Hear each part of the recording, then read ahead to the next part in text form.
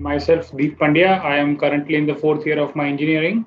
I'm doing my engineering from Vishwakarma Government Engineering College, and my Z percentiles were 99.2270, the total percentile, 98.6 in verbal, 95.7 in quant, 93.69 in decision making.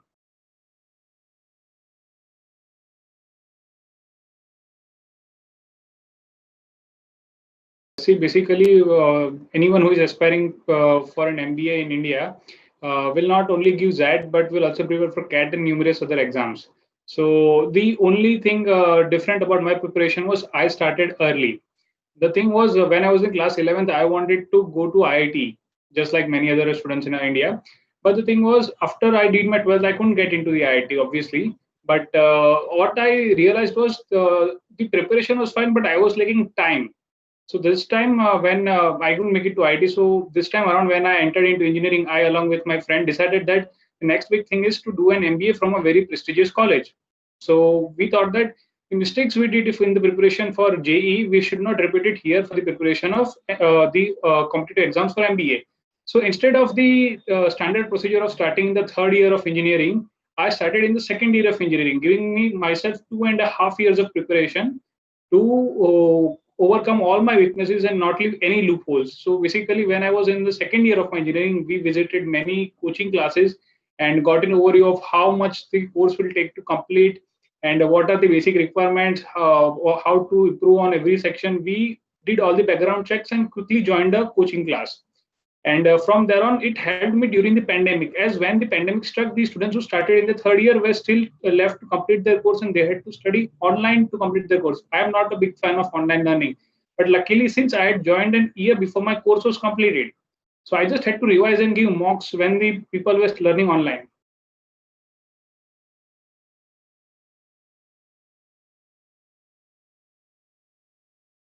The overall strategy basically is same for CAT or ZAT or any other competitive exam. The thing was the verbal section is common for all the competitive exams. So if you are preparing for CAT, you are preparing for ZAT as well. You don't need to worry about particularly about ZAT. So if you are giving mocks for CAT, you are doing it for ZAT. The same goes for maths. Obviously, engineers have an edge in maths, but it's okay. You don't need to specifically practice for ZAT till the CAT is over. And so till the CAT was not over, I was constantly giving the mocks for CAT. But once the CAT got over and my CAT was not that great, I mean, after I gave, I realized that I was not going to score in the 98th or the 99th percentile. So then I turned my attention to the next biggest exam, that was that. And the first thing that came to my mind was my verbal is fine, my quality is fine, but I have no taste of this decision making. So between the 1 month between CAT and ZAT, I gave 8 to 10 decision making mocks and 8 to 10 total mocks. And analyzing all the decision making mocks and trying to figure out what the examiner wants me to answer, what are the ethics that they are thinking are correct, what are the ways people react in business situations, what are the ways what are the lines you cannot cross, what are the things that corporate life asks you for in the decision making section. And verbal is a bit tricky compared to cat, but if you are steady enough you won't be facing much hurdle, and quant is same.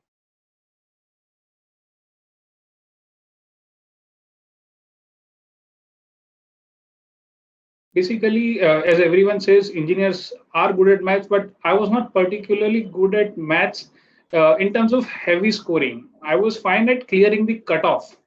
But since at it, in one of the section you need to score heavy to get into the 98 or the 99th percentile, so I was just getting near to the cutoff, which was not enough since verbal and decision making were not highly scoreable. Then I decided that yes, I need to slowly get more into the quant section. So first of all, I started giving more time to the quant section in the mock test. Like if I was giving 45 minutes to the quant, then I started giving 55 minutes, then 60 minutes, and slowly I developed a plan where I used to finish my verbal for 45 minutes, decision making for 35 minutes, and the whole rest of the time in quant. And I didn't go for maximum attempts. I just went for accuracy. So in my actual Z paper as well, I attempted 15 quant questions and I got 14 correct. So the only thing that I focused was attempting accurately and giving more time to myself in the quant section so that I can boost my score in that section.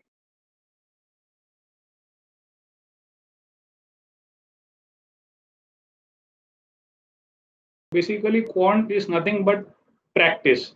If you are weak at one subject, one concept, you just need to practice it, and practice it. I was not good at geometry. I'm still not good at geometry, but I have practiced enough to at least get 3 out of 6 questions correct in geometry. I may never get 6 out of 6, but that is not the requirement. When we say you need to practice, you don't need to crack all the questions. The cutoff for all the 99 percentile in all the exams is around 50%. So if you are practicing, go for accuracy. Don't try to do many questions. Try to do a fixed set of questions, but do it correctly. So quant was just practice. I used to solve the modules that were provided to me by the classes, and nothing else. Module was quite good enough, and sectional mocks and the oral mocks. And decision making. Now, decision making is something new for people who are appearing for CAT, because that is not found in any other exam. I found it pretty interesting, by the way. The thing is, decision making puts you in real life situations. So, if you are a person who believes in ethics and who knows the general difference between truth and lie, the difference between black and white, you can easily figure out what to do. So, basically, what I did in decision making was make sure I was absolutely sure that I, in that place of that person, in that case study, would do the same thing as that as the option I'm marking. So if I was sure that yes, this is the way to go about in a corporate decision, then only I would mark it. I would not go for a gut feeling. In decision making, you can't go for a gut feeling because these are real corporate life case scenarios that are given. So if you're not sure about it, don't go for it, but just practice enough to make sure you get that accuracy. And verbal was quite okay compared to CAT. I mean, they say that it's a bit tricky, but they don't mention the fact that you have ample amount of time. So if you are a bit slow but accurate, you will crack the verbal. The cutoffs are anyways low. So if you are confident in yourself, give yourself a few minutes to settle yourself in the paper. Verbal will not be that big a challenge, but you should not go all guns blazing. Like if you want to go and attempt every question, then you are sure to make a few mistakes. If you are very tight, a very compact answer, a compact person, then you will easily be able to navigate through the verbal section.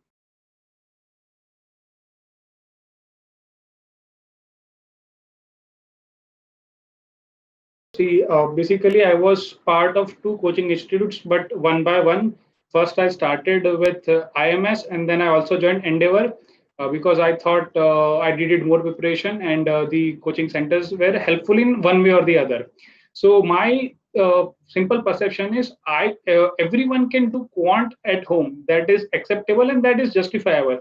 But if you are someone who is weak at verbal and logic is a very big part of all the entrance exam. There are things in verbal that you need to be taught. If you are making a certain mistake, you will not be able to correct it until and unless someone tells you that you are making this particular mistake. So as far as I can tell, coaching is not required if you just want to master quant. But if you want to go for higher or score big in verbal and logic, I think it's absolutely necessary, just because of the fact, because they know and they teach you what to do and what not to do.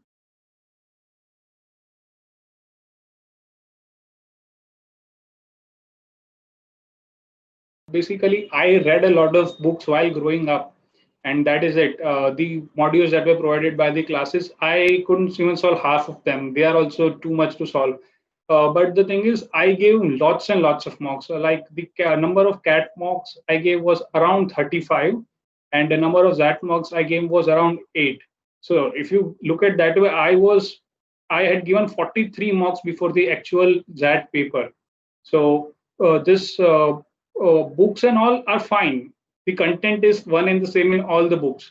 It doesn't matter which book you purchase. The important part is that you solve that book and give mocks religiously and focus on your preparation. You just don't get up and give another mock. If you get giving one mock and realizing that yes, I'm making a mistake here, you should not be able to repeat it. Questions are fine. You can pick up any book you want on competitive exams, and it will be fine for you.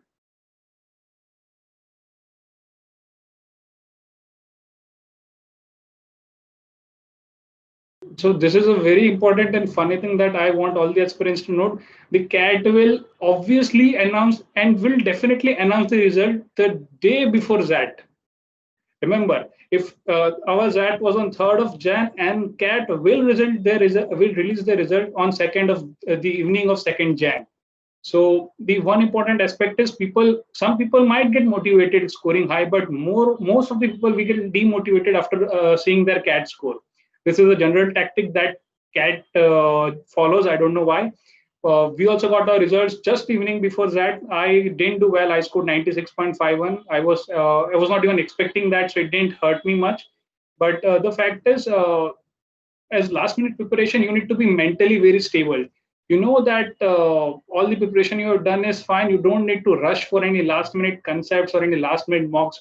I wrapped it up at 1st of Jan, the last mock, and that was also a sectional mock. That was the decision making mock. I gave on 1st of Jan, and that was it.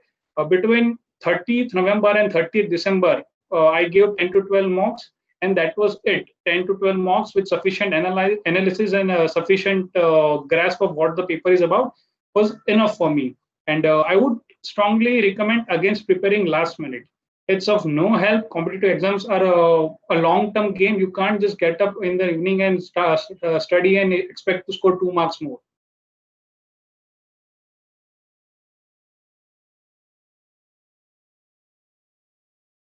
So yes, academic background helps a tad bit for the engineers. Yes, they get a slight edge in maths, and that cannot be denied. But it is also nullified by the fact that there are lots of engineers giving an exam, so you need to be absolutely best in that. The other part for non this engineer backgrounds is maths is something that everyone can do. The basic maths for this competitive exams. It's not something that is unconquerable. So if you put your heart and soul into it, you will be able to do it. And anyways, the cutoffs are not that high.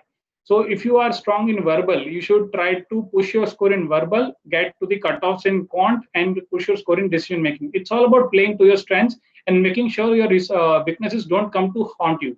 So I was very sure about my quant and verbal. I just wanted to make sure I don't flunk decision making. So I answered very selectively in decision making, and I made sure that my quant and verbal scores go high. So if you are someone from this non-engineering background and are worrying about maths, just make sure that you don't flunk it.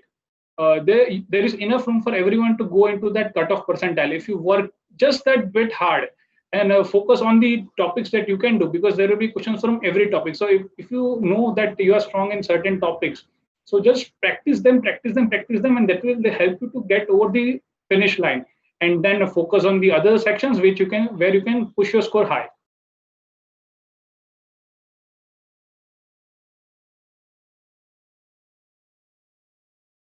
I obviously everyone dreams of going to the premium IIMs that are IIM Ahmedabad or Bangalore or Kolkata, or for that matter, XLRI. XLRI is in the top 5, so I always dreamed of going to XLRI, and I'm very happy that I have given myself a real chance to go get into the XLRI programs. So yeah, I'm not very satisfied with my CAT score, but I can say one of the dream colleges that I thought about going was XLRI, and I have a real chance of getting to it.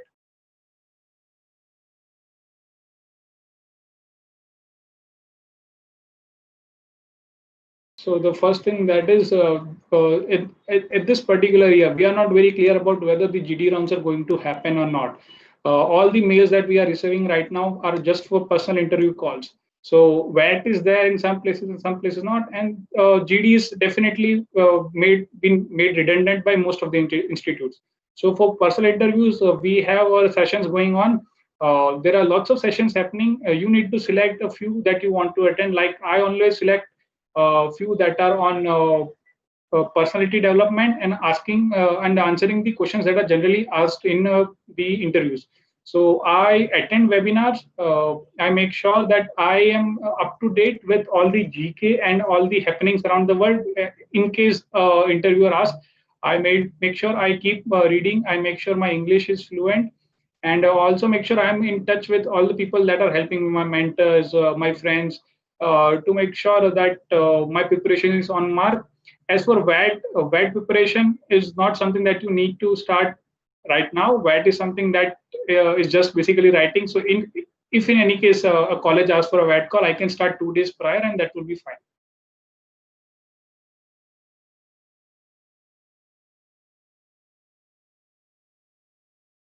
So luckily, there's nothing that I have not known. But one thing, or there are two things that I want to tell you. One thing is, uh, the very important aspect of that is the CAT result. People have been heavily demotivated the evening before. I have seen my friends get demotivated. I have seen people totally going out of their ways to get themselves demotivated. So make sure you are in that mental space where you know what kind of result you are going to get in CAT, because it will be announced just the evening before the exam.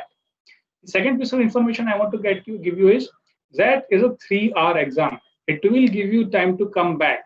So in case you are having a rough paper, the rough first 15 or 20 minutes are rough. Don't worry, the time is not running out.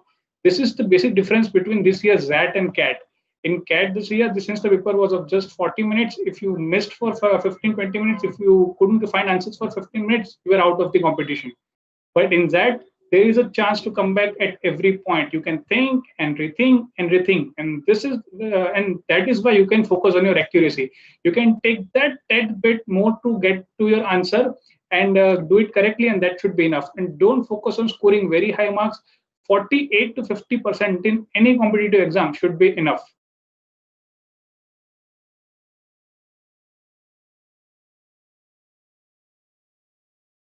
So there's no as such dream job that I'm looking for, but there is sports management that is very up and coming, and I'm very interested in sports, especially football. So if there is any chance that I can pivot my career to that path, I will definitely look forward to that. Currently, I have received calls from the new baby IIMs that are IIM cap, and the wait list for IIM Kozhikode is yet to come out.